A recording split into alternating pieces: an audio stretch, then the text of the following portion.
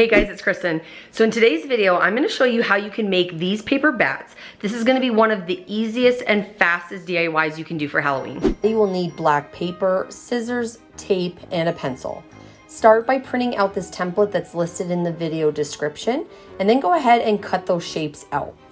Then fold your construction paper in half because we do want to cut this along the folded edge.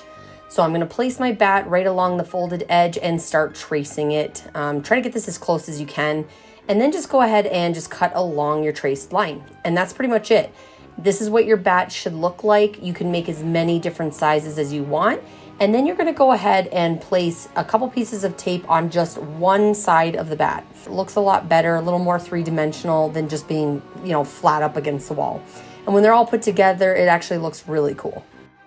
Alright guys, so that's it for today's video. I hope you liked it, and if you did, please give me a thumbs up. If you are new to my channel, don't forget to subscribe and hit this bell so you're alerted when I upload a new video.